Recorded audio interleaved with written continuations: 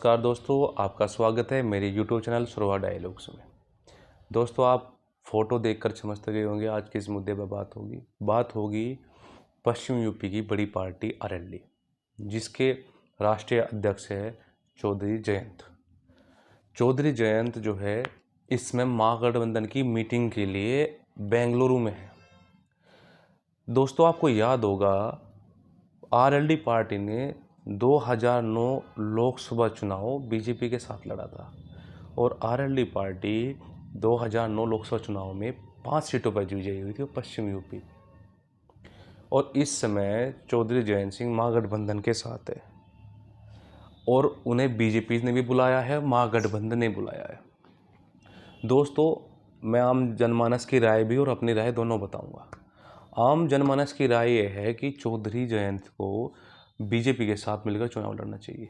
उसमें दो फायदे हैं, दो नहीं, फायदे तो अनेक हैं लेकिन फायदे हैं। एक, 2009 में बीजेपी की कोई लहर नहीं थी, उसके बावजूद आरएलडी को 5 लोकसभा सीट मिल गई थी।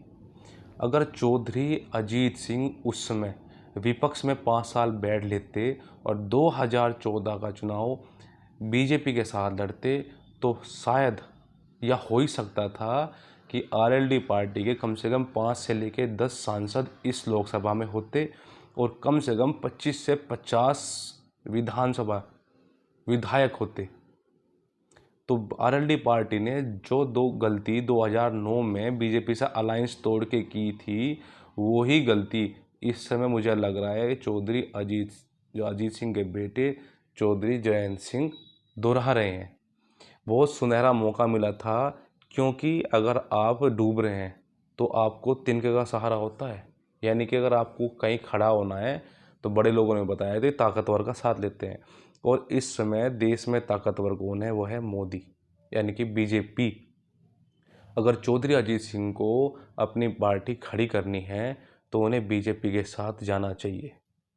मेरी भी राय है और जनमानस की राय ये है, अगर बीजेपी चौधरी जयंत को या चौधरी अजीत सिंह, पूर्व स्वर्गीय चौधरी अजीत सिंह की पार्टी को बीजेपी ऑफर दे रही है तो जयंत चौधरी को बीजेपी का ऑफर स्वीकार करना चाहिए। अगर बीजेपी उन्हें 2 से 3 सीट दे रही है तो मेरा अनुमान है 2024 के लोकसभा चुनाव में वो तीनों की तीनों सीटें विजय करेंगे और विधानसभा भी 10 से 15 सीट उनकी आ सकती है अगर आरएलडी को खड़ा करना है। चौधरी जयंत है जो दोबारा से डूबते का सहारा कर रहे हैं, डूब रहा है महागठबंधन, डूब रहा है। महागठबंधन में जितने भी लोग हैं वे सब वे लोग हैं जो अपना अपना फायदा देख रहे हैं।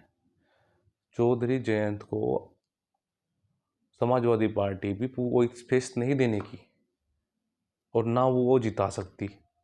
हाँ ठीक है, राज्यसभा मेंबर बनाया है लेकिन नहीं जिता सकती, क्योंकि मोदी के खिलाफ देश में कोई नैरेटिव है ही नहीं। मोदी के खिलाफ कोई आक्रोश नहीं है देश में। देश की जनता देख रही है कि विदेश में भारत का मान बढ़ रहा है, विदेश में भारत को एक शक्ति के रूप में देखा जा रहा है और यहाँ भी मोदी के ऊपर आप पर्सनली कोई अटैक नहीं कर सकते, ना भ्रष्टाचार का ना किसी चीज़ का। इसलिए मुझे लगता है कि 2024 लोकसभा चुनाव बीजेपी आ रही है, इसीलिए चौधरी जयंत को 2009 वाली गलती नहीं दोहरानी चाहिए। चौधरी जयंत को बीजेपी के साथ चुनाव लड़ना चाहिए। आरएलडी भी खड़ी सकती है, क्योंकि जाट मतदाताओं और कुछ मुसलमान मतदाताओं का भी रुझान बीजेपी की तरफ है। जितने भी शहरी जाट है, गांव में जाट बहुत है लेकिन शहर के अंदर भी बहुत जाट मतदाता रहते हैं, और जितने भी शहरी जाट है उनका रुझान बीजेपी की तरफ है। और ऊपर से बीजेपी ने जाट जो नेता है, संजीव बालियान हुए, उमेश मलिक हुए, इन लोगों को अपने साथ रखा है और उन्हें अच्छा स्पेस दिया है। तो ऐसी बात नहीं है कि जाट जो है बीजेपी से बिल्कुल नाराज है, 100 के 100% नहीं है। 20-30% जो जाट मतदाता है वो बीजेपी के साथ है। शायद 3-4-5% मुस्लिम मतदाता भी है। फिर दोनों बीजेपी की 2 गवर्नमेंट देख ली है, तो ऐसा नहीं है कि आप इनके दम पे चुनाव लड़ेंगे। और आरएलडी अगर सोच रही है कि जाट प्लस मुस्लिम वो गठजोड़ बना के चुनाव में जीत जाएंगे 2-3 सीट, तो संभव ही नहीं है। पश्चिम यूपी में भी ओबीसी में अदर कास्ट आती है, सामान्य कास्ट भी है। इन अगर आप इग्नोर करेंगे, क्योंकि सामान्य जो है बीजेपी के पास चला जाएगा और ओबीसी भी बीजेपी के पास जा रही है, अदर जो कास्टें हैं। तो आरएलडी को समझना होगा कि उसका भविष्य कहाँ है, महागठबंधन में है कि बीजेपी में। और मेरा तो अनुमान ये है कि आरएलडी का जो भविष्य है वो बीजेपी के साथ है। अगर आरएलडी को अपनी साख बचानी है, अपनी पार्टी जीवित रखनी है, तो आरएलडी को या चौधरी जयंत को दोबारा से बीजेपी के साथ मिलकर चुनाव लड़ना चाहिए। कि पश्चिम यूपी में बीजेपी के खिलाफ कोई खास नैरेटिव नहीं है। 2019 में के जो 2017 और 2021 जो लोक विधानसभा चुनाव हुए थे या लोकसभा चुनाव थे, या हाल फिलहाल जो 2022 के विधानसभा चुनाव हुए हैं, उसमें बीजेपी के खिलाफ कोई खास नैरेटिव नहीं था। फिर भी बीजेपी ने सीट जीती, हाँ थोड़ी सीट हारी, लेकिन बीजेपी ने सीट जीती। और लोकसभा चुनाव में लोग, क्योंकि मोदी के खिलाफ कोई नेता ही नहीं है जी। आप विपक्ष में मोदी के काबिल कोई नेता ही नहीं है, क्योंकि आप किसी से पूछो भाई आएगा तो मोदी ही, सब लोग ये बोलते हैं। तो चौधरी अजीत सिंह को की पार्टी या चौधरी जयंत सिंह की पार्टी को, जो फिलहाल चौधरी जयंत सिंह की ले रहे हैं क्योंकि स्वर्गवासी हो गए हैं चौधरी अजीत सिंह, तो जयंत सिंह को सोचना चाहिए कि उसका भविष्य कहाँ है।